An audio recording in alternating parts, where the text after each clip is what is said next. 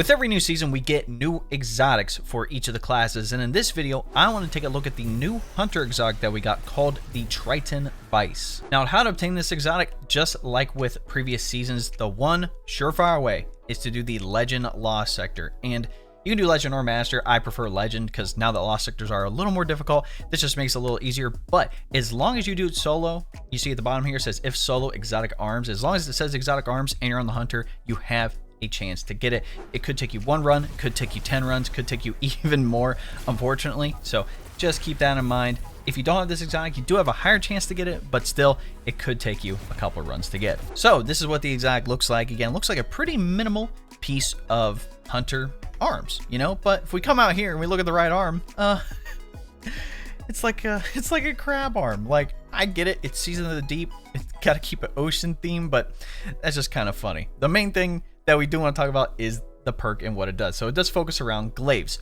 Increases glaive reload speed and melee damage when surrounded. Glaive melee final blows overflow a round to the magazine, and glaive projectile final blows detonate if the glaive deals damage matching your subclass type. All in all, this gives a pretty significant improvement to glaives in general, not only just the reload speed, but having pretty much surrounded on every glaive that you have now, including the other perks, is just a bonus, and having its own version of overflow when you get those melee final blows. So if you have a glaive that can come with something like Grave Robber, on the first melee hit, it reloads the entire magazine, and any other final blows will make the magazine even larger. So that's pretty fun. Plus, as long as the glaive matches your subclass, it has the detonation, which is just good for AoE in general. So what are my thoughts on the exotic? First up, I want to get this out of the way. I would not recommend taking this into PvP. Glaives in PvP, as we know, it's kind of like a troll. It's kind of a meme weapon. Like, yes, I see it very occasionally, and not on the Hunter subclass, hilariously enough, but there's just so many better weapons to use in PvP, and with all the issues that we're having with the state of Crucible right now, it's just, I would not recommend taking this or Glaives into the Crucible. If you want me to talk about PvP, I can make a whole separate video on that. Let me know in the comments, because I have plenty of thoughts on PvP. I barely played PvP this season because of all the issues, but the main thing I do want to talk about is PvE.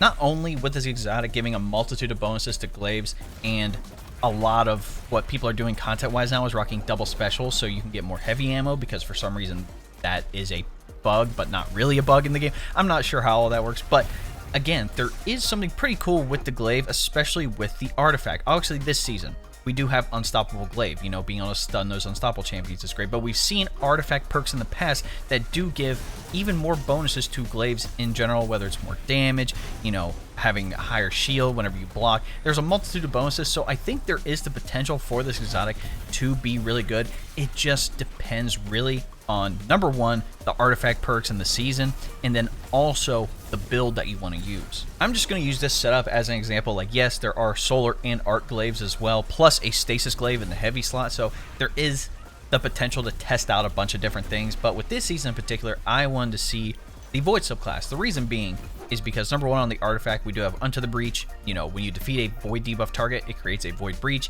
When you pick it up, you get an overshield, and your next source of void damage, whether it's your abilities or a weapon, will deal a weakening pulse. So we do get a multitude of bonuses with that. Plus, having something like volatile rounds on those weapons. You know, defeating a target with grenades grants volatile rounds for your void weapons. You know, with Echo of Instability, there is some potential there on top of the explosion. So being able to kill a target, cause volatile, and cause an explosion because of Triton Vice, there is some pretty cool synergy that can happen with this. Also note, if you do the glaive melee, again, it does count as a melee kill, so things like Echo of Exchange will work on the void subclass. Melee final blows will grant grenade energy. Same thing on the gauntlets here. You know, focusing strike grants class ability energy when you cause damage to the melee attack. Same thing, impact induction, causing damage to the melee attack reduces your grenade cooldown. Again, there are some pretty cool things synergy wise that can happen with this exotic. Whether you want to give the glaive more damage, you automatically have the extra melee damage with the surrounded and all the other buffs with Triton Vice, but there is the potential here to have a cool build. And honestly, with how people are using double special, you know, if I had something else in my heavy slot that's legendary, I could use something like Wither Horde, you know, Conditional Finality, Arbalist. I do have a multitude of options, and there are plenty of things on, you know, the Hunter classes allow for really good ability regen, as well as melee damage, a multitude of other things as well. But the unfortunate thing is, in PvE, a lot of this would be overshadowed just by something like Gear Falcon's Halberd, for example. There are plenty of really good PvE exotic options in regards to the Hunter, and as good as I think the Triton Vice is, especially in regards to Glaives and the potential there, it just can't compete with other exotics. Do I think it's bad? Absolutely not. I think if you like Glaives, this exotic is fantastic. Multitude of buffs to the Glaives, and if you have a good glaive roll, you know, I have my Enigma here. Like I said, you have Grave Robber. If I get a melee kill, it's going to reload the magazine all the way and overflow the magazine, so I don't have to, you know, keep stabbing enemies. As long as I do that, I'm good. I also have Frenzy here. You know, being in combat for extended time will increase my damage handling and reload speed for a duration. So again, I do get bonuses there. It's just there are so many good options for the Hunter, especially in regards to Arc. You have Star Eaters, Assassin's Cowl, Liar's Handshake. On Void, you have Gear Falcon's Halberd.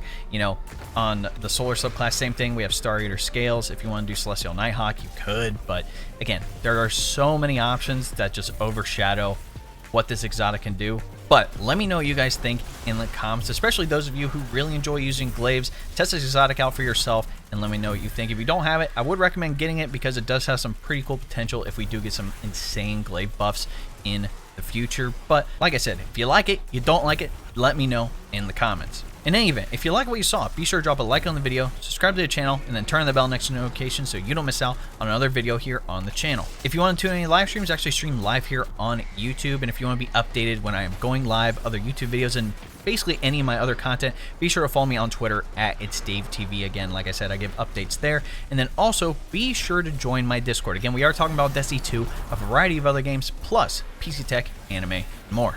Lastly, if you want to look into supporting the channel, you can always become a member. If you don't know what a membership is, it's essentially like a Twitch subscription. Again, it's going to give you access to the exclusive emotes, monthly badges, and other cool stuff here on the channel. Again, it's just another way to support me so I can continue making this content for you guys. If you want more details, all you have to do is press the join button next subscribe, and that'll give you a rundown of all the details you need. All right, ladies and gentlemen, it's been your boy.